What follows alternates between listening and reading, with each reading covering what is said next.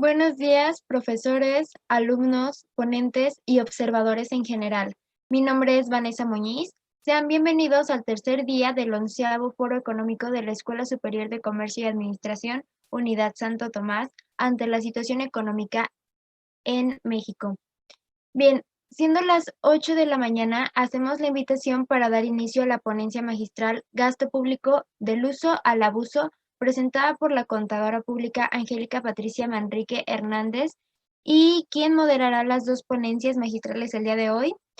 Cedo así la palabra a su moderadora Kate Vera Romero.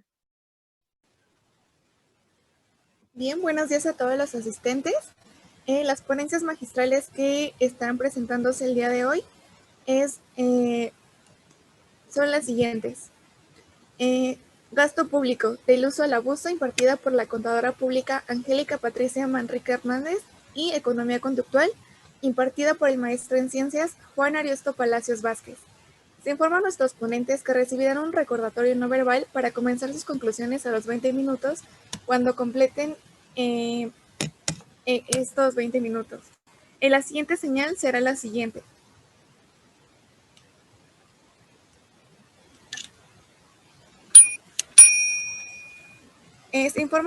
Se les extiende la invitación a todos los asistentes a participar en la formulación de preguntas para nuestros ponentes a través de nuestro chat y en los comentarios por Facebook Live. Daremos comienzo con la ponencia Gasto Público del Uso al Abuso, impartida por la contadora pública Angélica Patricia Manrique Hernández. Les cedo la palabra, profesora. Adelante.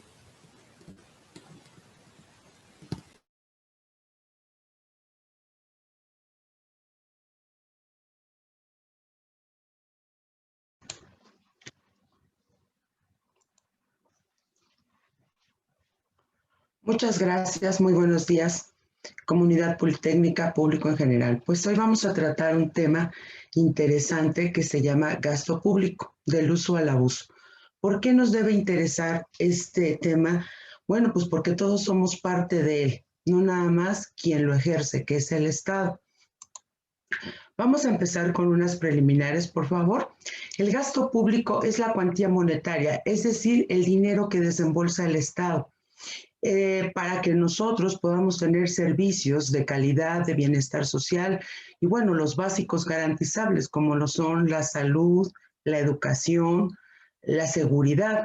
Y hablando justamente del tema de salud en estos días, bueno, pues ya sabemos, como el presidente Andrés Manuel López Obrador lo ha referido, pues que recibió el país, dice él, en ruinas, en crisis, pero acá la pregunta sería para todos.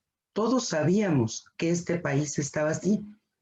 La eficacia y la asignación de la productividad del gasto público va a influir en forma importante en el desarrollo económico de un país, recordando que el desarrollo económico es sinónimo de calidad de vida de los habitantes del mismo. El Estado como agente económico tiene diferentes objetivos y funciones. Entre ellas se encuentra reducir la desigualdad, hacer uso de la redistribución de la riqueza por medio del poder que se le confiere y, como ya lo había señalado, satisfacer necesidades básicas. La pregunta acá es, ¿todos contribuimos al gasto público? Y si este desembolso lo hace el Estado, ¿por qué no se convierte en un círculo virtuoso donde todos aportamos y todos recibimos servicios básicos que garanticen calidad? Vamos a hacer un breve recuento, pero voy a señalar que es el déficit en las finanzas públicas. El déficit es cuando el Estado gasta mucho más de lo que ingresa. En sexenios anteriores a 1971 se daba un modelo económico conocido como desarrollo estabilizador, que se caracteriza por un conjunto de medidas gubernamentales que tienden al proteccionismo y a las finanzas sanas. Hasta este momento, el déficit era insignificante. Nuestro primer punto de partida empieza en 1980 con el presidente José López Portillo cuando presenta un déficit gubernamental para aquellos días escandaloso y muy estrepitoso, del 15%. Recordemos que la primera gran crisis que presenta este país es en 1982 con la devaluación del peso frente al dólar. en 1988, otra parte del sexenio del mismo presidente. Ya no era el mismo presidente, ya era Miguel de la Madrid en 1988, el déficit de las finanzas públicas asciende a más del 100%. Para 2007 ya teníamos el 214%. Pero nuestro premio número 1 es el sexenio de Enrique Peña Nieto, 2012-2018. En este sexenio, el entonces presidente Enrique Peña Nieto gastó más de 1.823.800 billones adicionales. ¿Qué significa? Significa que él dijo que iba a gastar 20.7 billones de pesos en todo el sexenio, cuando realmente gastó 22.5 billones de pesos, lo cual trae como resultado un aumento estrepitoso de la deuda pública. Recordemos que para que haya un gasto necesita haber un ingreso. Los ingresos en este país, a partir de la caída del precio del barril de petróleo, obviamente se reducen, pero el gasto no. Por tanto, la brecha entre el ingreso y el gasto necesariamente se subsana con deuda pública. En el sexenio actual, a pesar de que el presidente Andrés Manuel nos había dicho en campaña que él no iba a aumentar la deuda pública y que en la medida de lo posible iba a reducirla, pues no. La deuda externa aumentó de 3.78 billones de pesos a 4.8 billones de pesos, lo que significó un aumento de 1.2 billones. Es decir, en el primer semestre de este año, la deuda externa aumentó de 27.1% respecto al 27.1% respecto al primer semestre del año anterior. Bueno, pues son muchos números. Y déficit en las finanzas públicas necesariamente es sinónimo de deuda pública. Estas estadísticas son históricas del INEGI. Aquí está la fuente donde fue señalada esta línea del tiempo.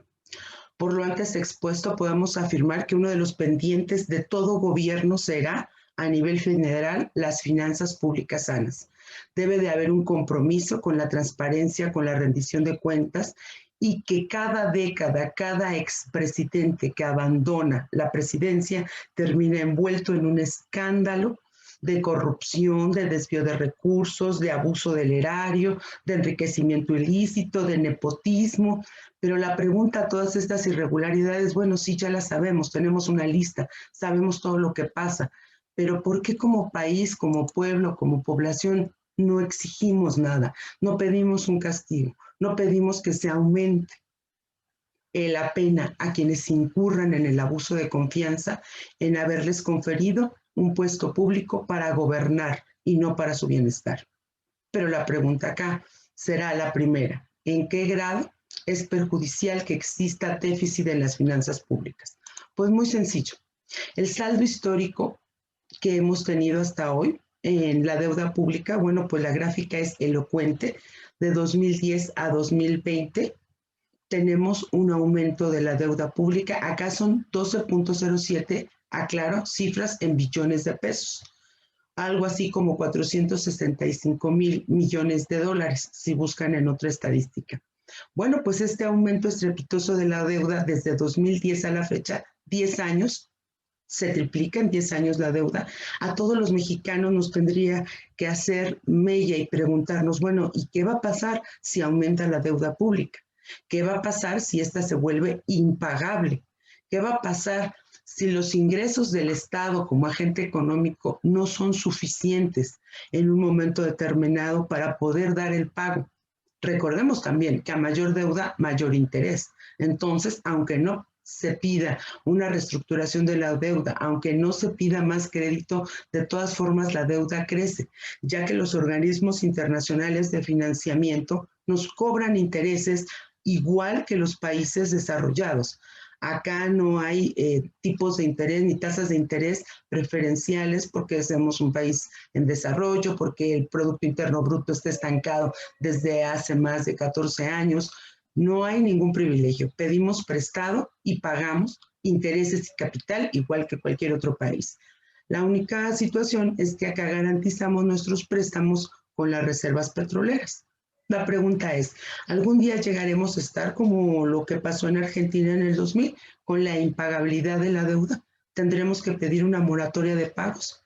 ¿Tendrán que quitarnos las reservas petroleras? Bueno, acá es la gran pregunta, porque si la deuda aumenta, la pregunta es ¿por qué el gasto no disminuye? La pregunta también sería, ¿es uso o abuso aprobar un presupuesto de egresos de la Federación con déficit cada ejercicio?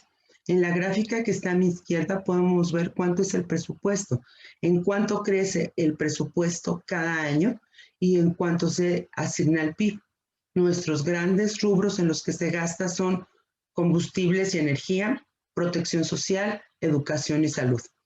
Hablando del tema de salud, el presidente actual redirecciona muchos de los conceptos que se destinaban a salud. Recordemos el escándalo cuando se cerró el circuito interior porque fue el 3 de septiembre, los padres de los niños con cáncer reclamaban que tenían 2 años de no recibir medicamento.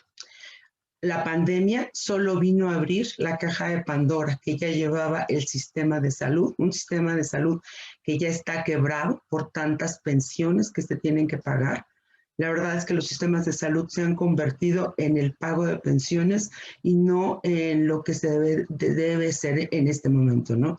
La parte de atender a todos los que están enfermos de COVID, más todos los que tienen enfermedades crónico-degenerativas, más todos aquellos que requieran consulta y pues visitas a un médico general por cualquier otro asunto.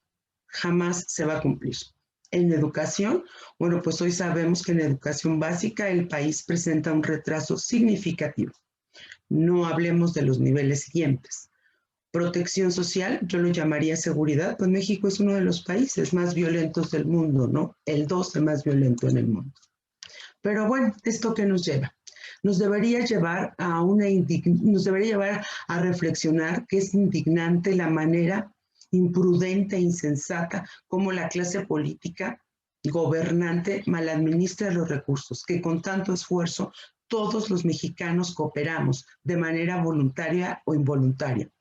Muchas personas afirman que aquellas personas que están en el comercio informal no contribuyen. Bueno, no contribuyen en la misma manera, pero finalmente terminan absorbiendo impuestos por medio del impuesto al valor agregado.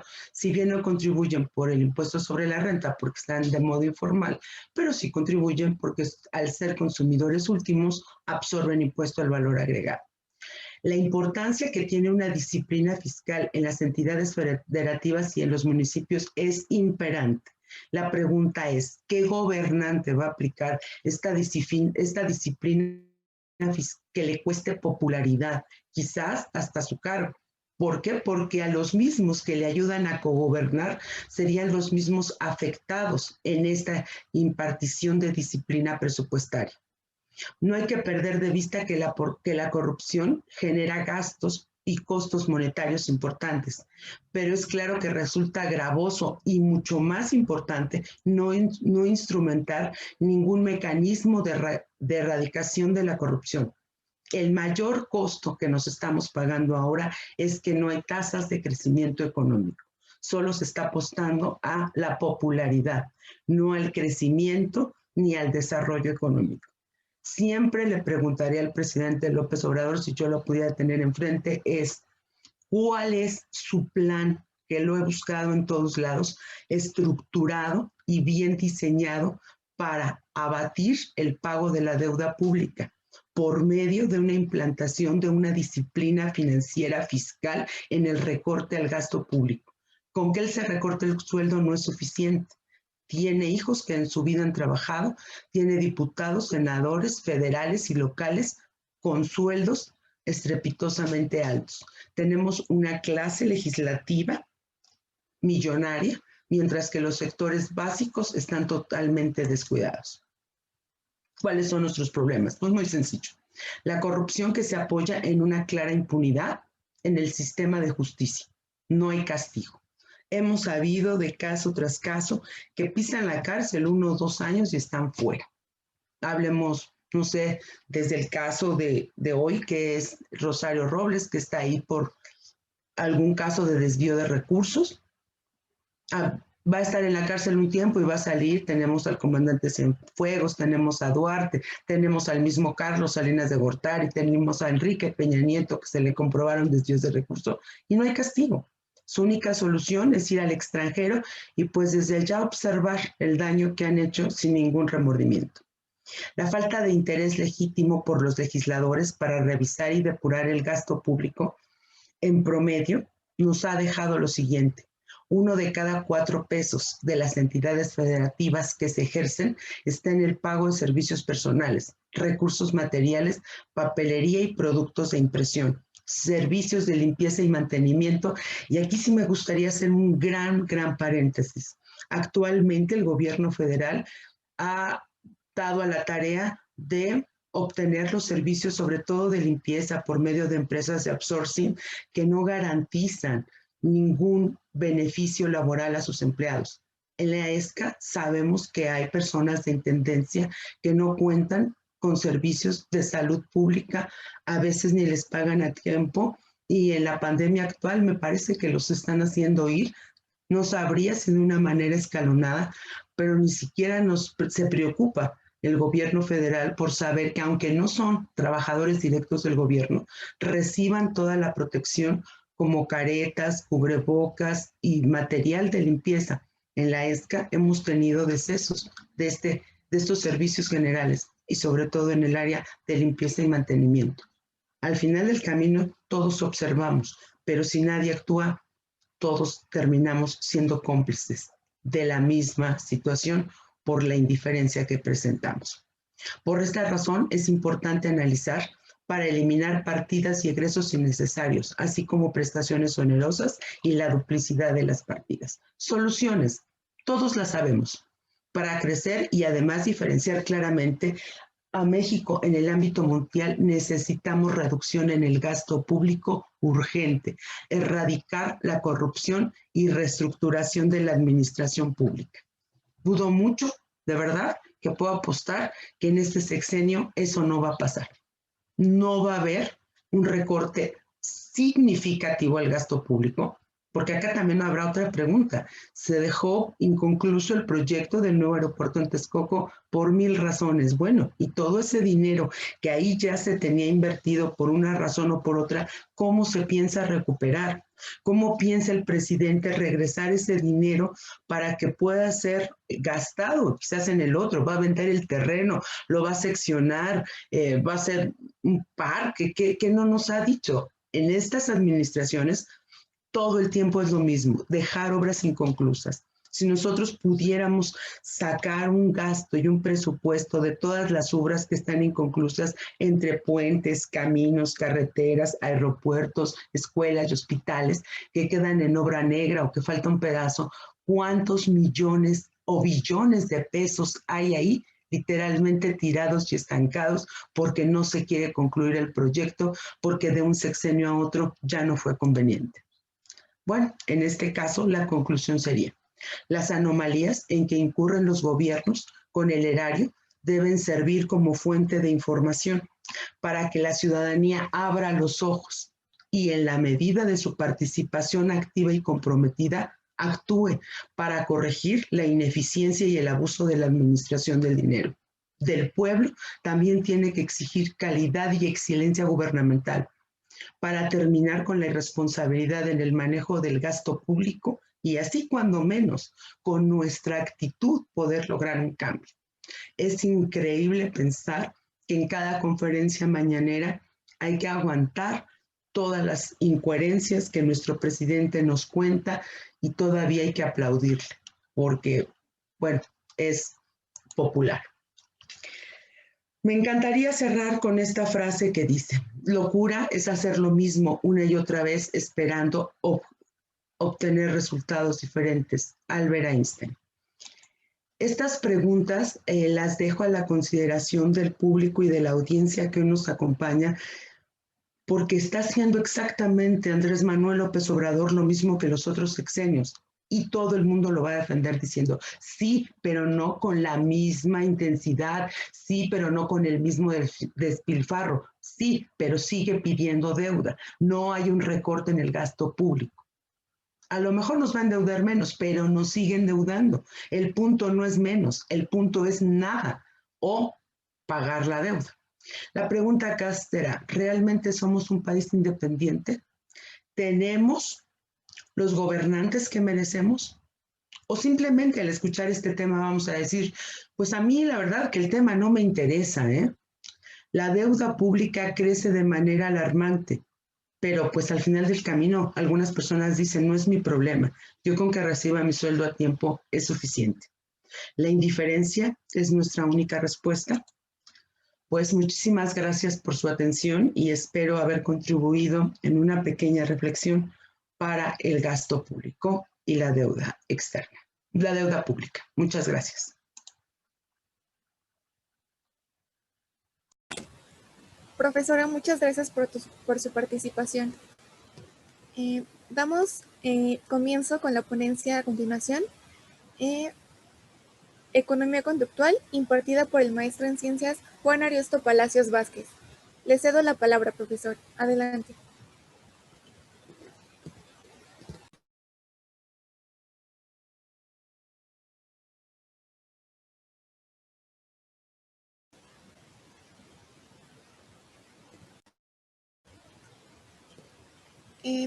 Profesor, su micrófono aún no está encendido.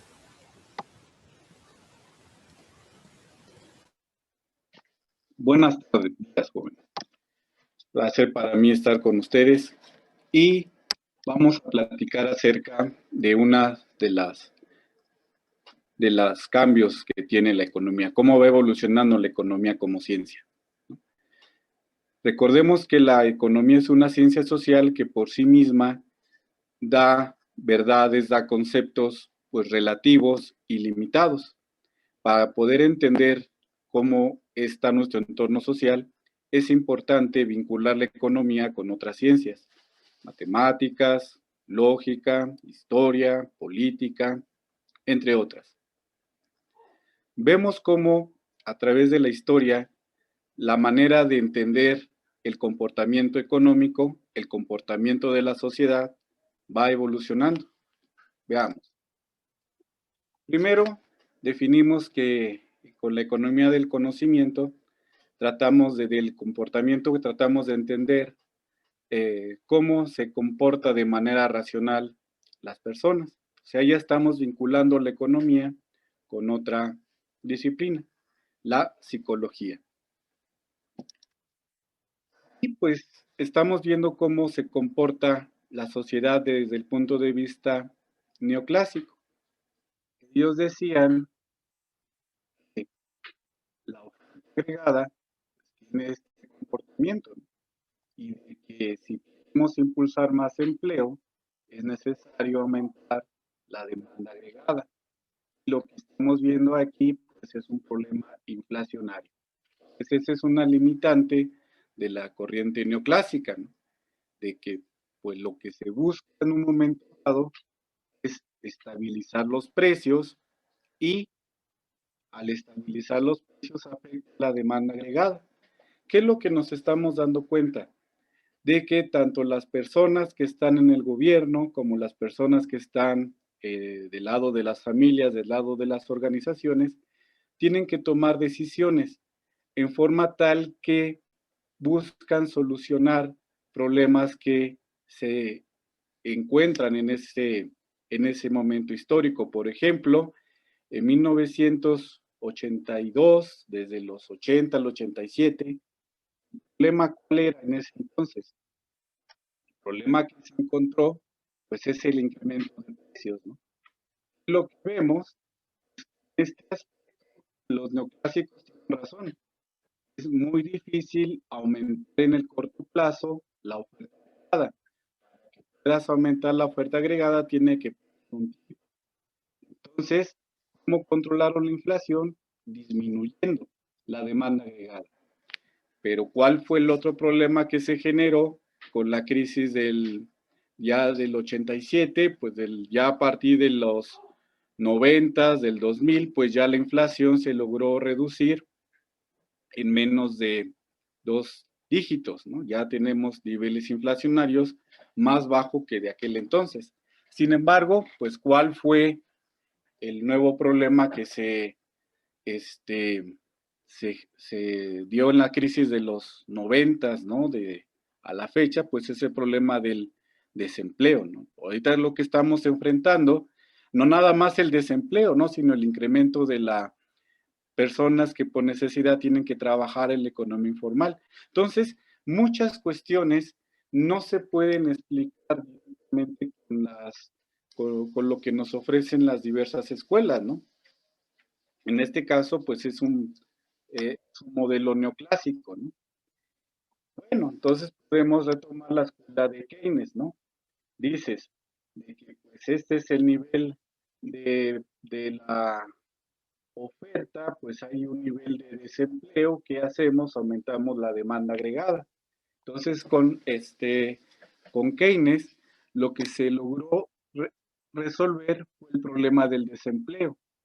¿Cuál fue el problema que no se pudo resolver con la escuela de Keynes? Pues el problema de la inflación. ¿Quién tiene la razón? ¿La escuela de Keynes o la escuela neoclásica? La situación es de que, en realidad, los dos. El reto es saber en qué parte nos encontramos, ¿no? Si nos encontramos en donde dicen las escuelas clásicas o la escuela keynesiana. Pero entonces, ¿dónde están las decisiones que debe tomar el gobierno? ¿Dónde están las decisiones que debe tomar las empresas, los ciudadanos? ¿Dónde se encuentra? Aquí podemos explicarlo, podemos analizar las decisiones que deben tomar el gobierno, las empresas, el sector externo, las familias, de manera limitada. Lo que vemos es de que los teóricos pueden entender la coyuntura, la situación en que se vive, o sea, lo que planteó los neoclásicos, lo que planteó Adam Smith, lo que planteó David Ricardo, lo que planteó después Carlos Marx, pertenece a su momento histórico. Igualmente, lo que planteó Keynes, lo que planteó después Milton Friedman, tiene su momento histórico, su coyuntura, y se pueden resolver situaciones y se pudieron resolver la coyuntura que se vivía en aquel entonces. Sin embargo, diversos especialistas empezaron ya a cuestionar la economía y se dieron cuenta de que la economía por sí sola tiene sus limitantes. Entonces, los psicólogos también empezaron a dar diversos trabajos, diversas teorías que de alguna manera están haciendo que evolucione la escuela económica, ¿no? Daniel Kahneman, en su libro Pensar rápido, pensar despacio, él encontró que el cerebro tiene dos sistemas. Un sistema que nos hace pensar rápido, ¿verdad? De manera emocional, ¿verdad? De manera intuitiva, ¿no? Y nos permite tomar decisiones demasiado rápido, ¿no? Pero hay otro sistema en el cual el cerebro piensa de manera lenta, deliberada y lógica. Y entonces, pues lo que nos enfrentamos son los sesgos cognitivos, ¿no? Las fallas mentales que luego se toman en las decisiones económicas, financieras, comerciales. ¿Por qué? Porque se tienen que tomar decisiones de manera inmediata. Entonces, lo que encontró el trabajo de Daniel Kahneman y Amos Tversky, de que pues la racionalidad que se tiene, no es que seamos irracionales, no, el ser humano es racional, pero esa racionalidad es limitada, ¿sí? Bueno, también Richard Thaler habla precisamente en su libro El pequeño empujón, ¿no?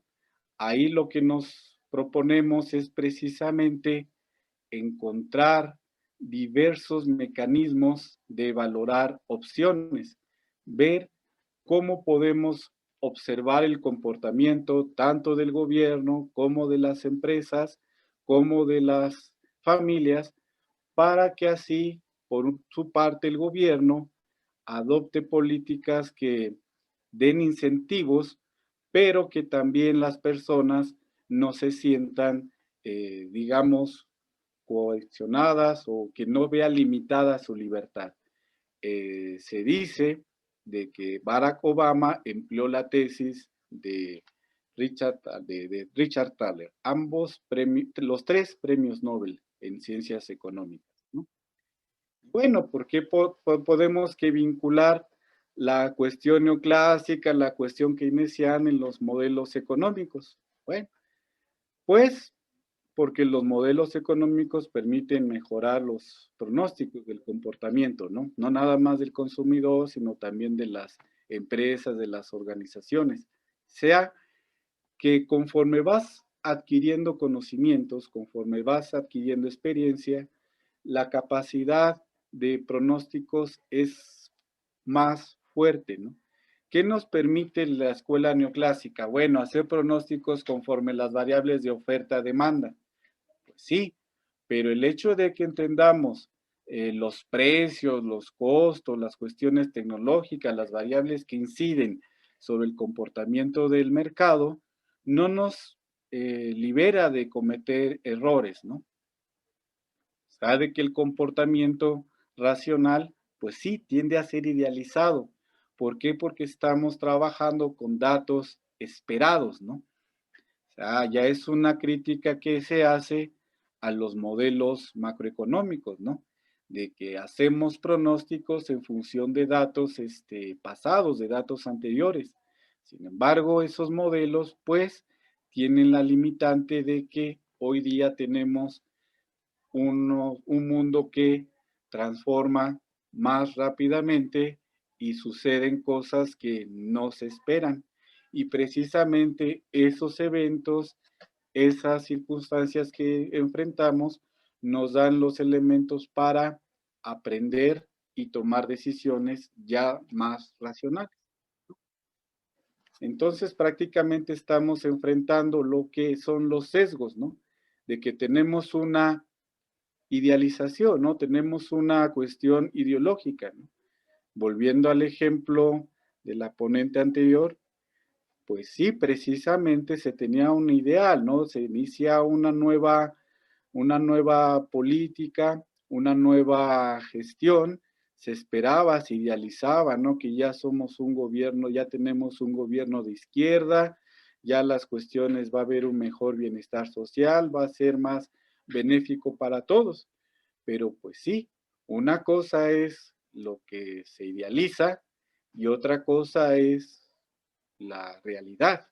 Y conforme vamos aprendiendo, vamos asumiendo esos efectos que implica la idealización, pues nuestra forma de ver esa realidad, nuestra forma de razonar va evolucionando y va a hacer que se tomen decisiones de manera diferente que en un periodo anterior. ¿Sí? Bueno, la economía conductual pues se basa principalmente en estos 3 principios, estas 3 perspectivas generales. La capacidad cognitiva o de cálculo limitada, ¿no? Ese es un factor que pues da importancia pues a la cuestión psicológica en, en el estudio de la economía, ¿no? La fuerza de voluntad es limitada y el interés personal limitado. Pues sí, las decisiones que tomamos son complejas, ¿no? Tenemos que decidir si compramos un local o lo rentamos. Tú puedes tomar como referente variables financieras, variables de mercado, pero pues hay otra información que no se tiene a la mano, ¿no? Y pues precisamente lo que tenemos que aceptar es que esa capacidad de tomar decisiones van a ir modificándose conforme vamos adquiriendo nuevos conocimientos y obteniendo nuevos aprendizajes, ¿no? Y pues sí, lo que nos dice esta escuela es de que tenemos que retomar principalmente los sesgos conductuales, o sea, la idealización de la realidad, que pues sí nos implica cometer errores, o sea, de todas las cuestiones, de todas las interpretaciones que se tienen, puede haber 1000 fallas, ¿no? Y solamente un acierto.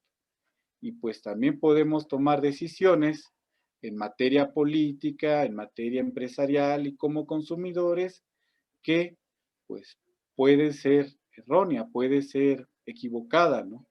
Uno de los sesgos principales es cuando tenemos una tarjeta de crédito, ¿no?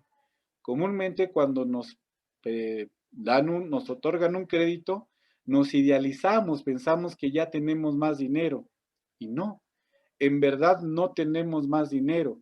Lo que pasa en realidad es que tenemos acceso a dinero que no es de nosotros, ¿no? Pero cuando ya tenemos la tarjeta, pensamos que ya tenemos más dinero, lo cual es erróneo.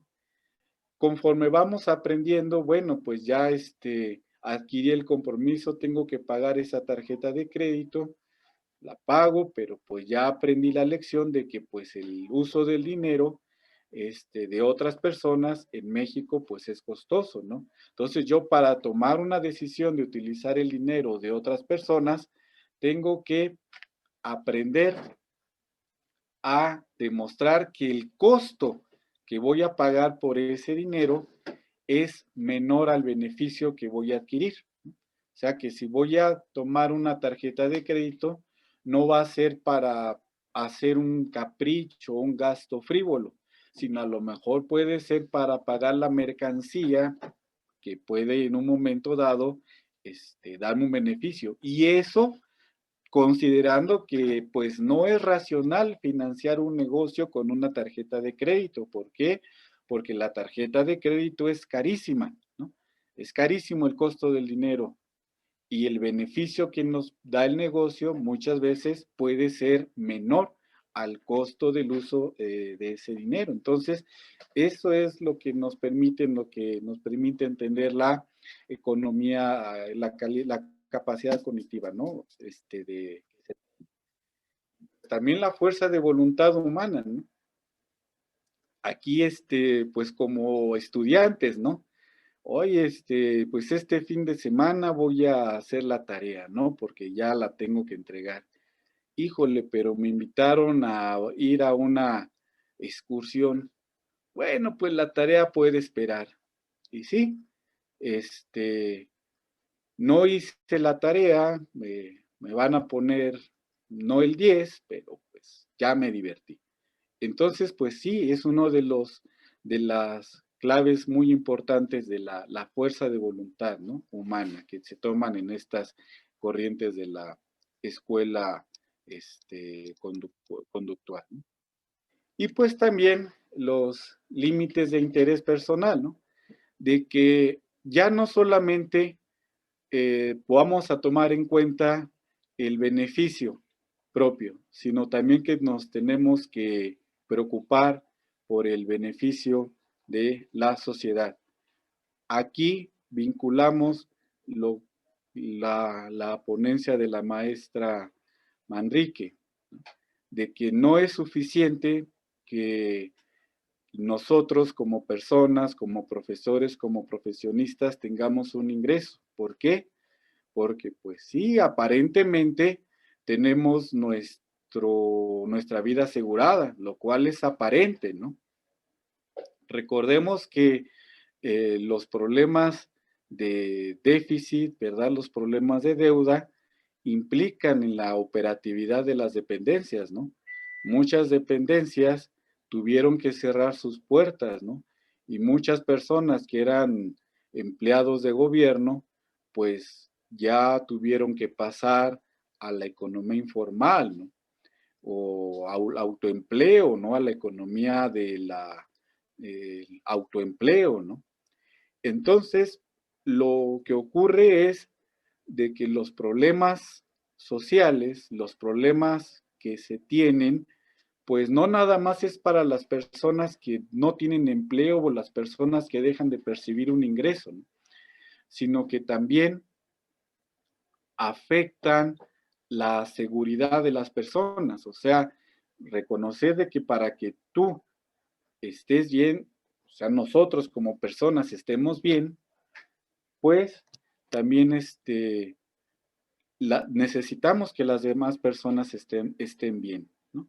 Entonces, pues es precisamente que la economía conductual, la economía del comportamiento, ya está empezando a modificar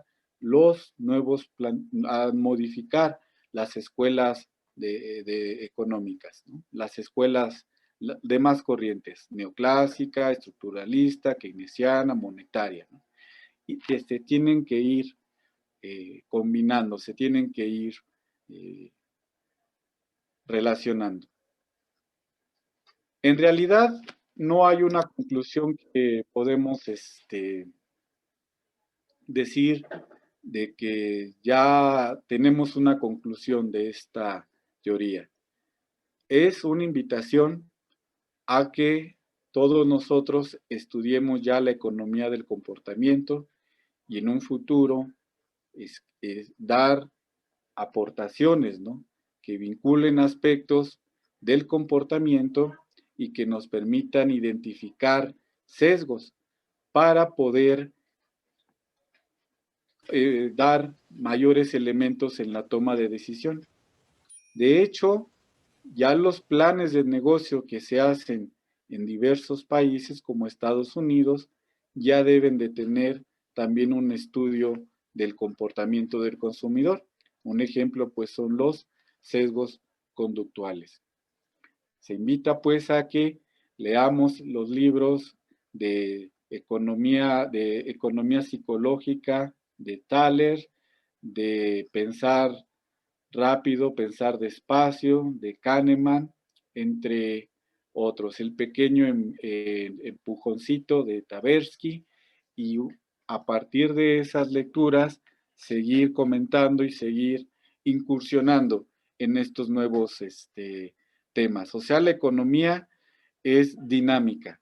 O sea, no nos podemos quedar con lo que hemos aprendido de las corrientes neoclásicas, ¿no?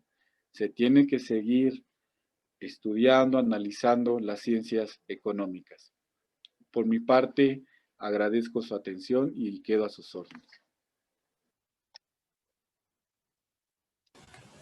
Profesor, muchas gracias por su participación.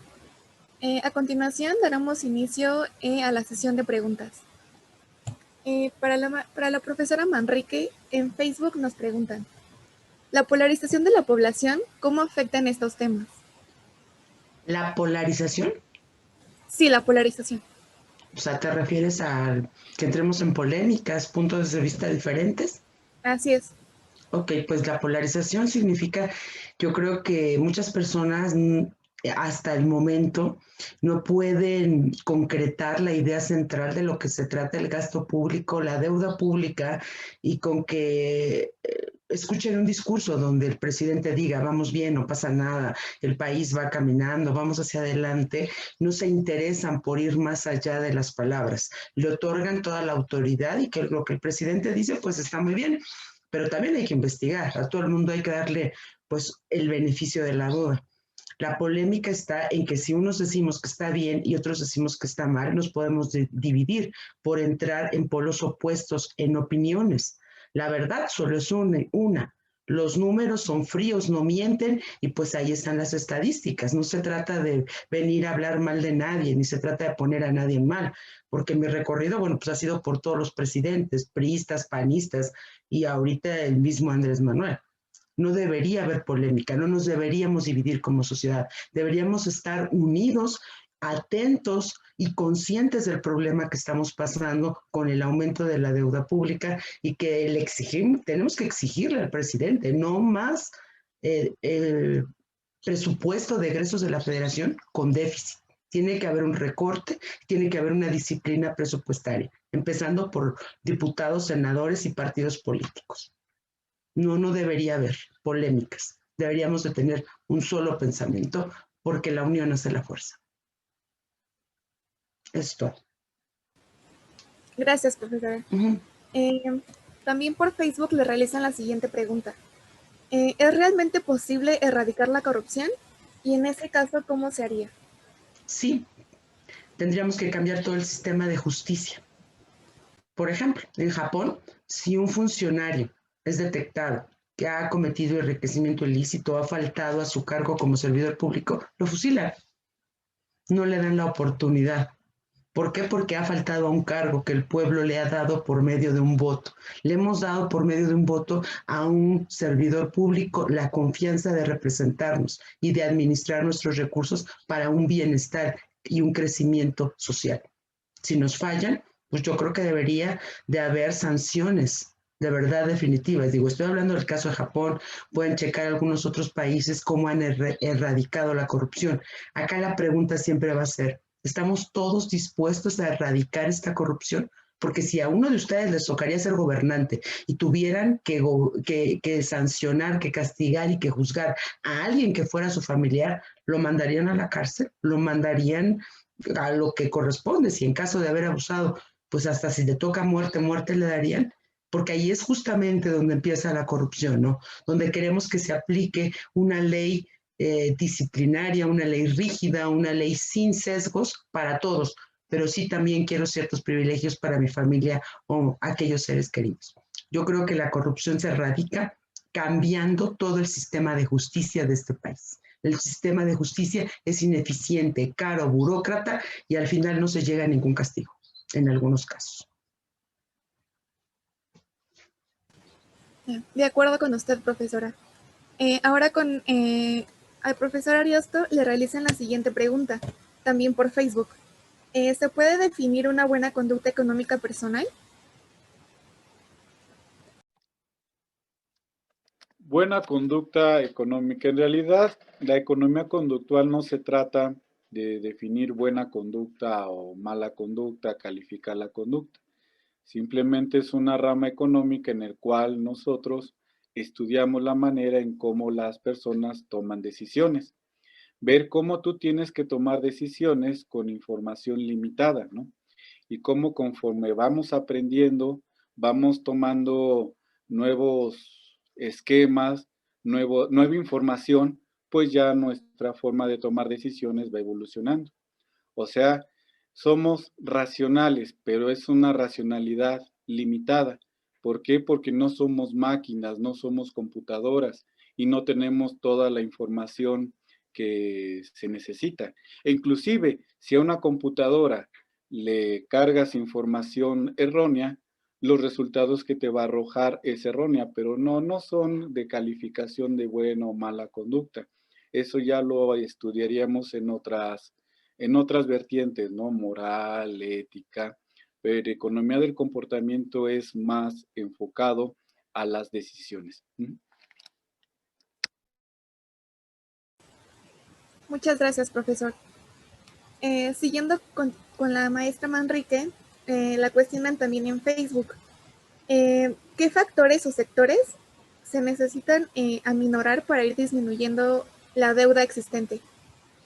Bueno, primero hay que recortar el gasto público. Yo quitaría obviamente todo lo que es diputados y senadores. Diputados y senadores habrá que reducir y replantear el sistema de legislación mexicano, porque tenemos senadores locales y federales. Están en los diputados y los senadores con un sueldo superior al 1,000,000 de pesos anuales. Por 500 diputados y 500 senadores federales, más los locales, ¿no? Cada estado tiene su propia Cámara de Diputados y Senadores.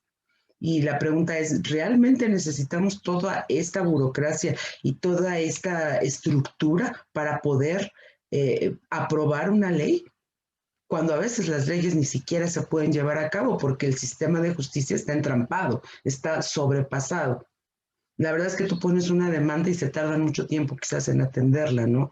Quizás se pierde la inmensidad de los papeles. Entonces yo lo primero que haría sería recortar el número de diputados y senadores federales y locales. Y luego quitar todo el apoyo a los partidos políticos. Si alguien quiere tener una candidatura para presidente o para senador, pues que sea como en Estados Unidos, que vaya por su propia cuenta o por donativos.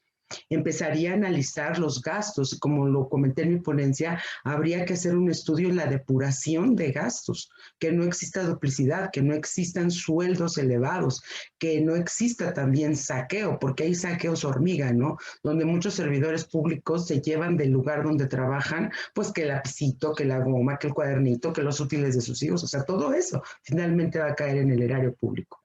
Lo primero que yo haría sería eso, recortar diputados, senadores, partidos políticos y algunas secretarías que de momento ya no aportan gran parte del país. Eso es todo. Muchas gracias, profesora. Sí. Por último, también la cuestionan con la siguiente pregunta. ¿Cree que el presidente puede hablar incoherentemente con el propósito de evadir y no admitir los hechos? Estudió ciencias políticas. No creo que sea incoherente. Él sigue en campaña. No va a dar un paso en falso. Él no se ha dado cuenta que ya no está en campaña, que ya no necesita ganar adeptos, que necesita tomar decisiones para sacar al país de donde está.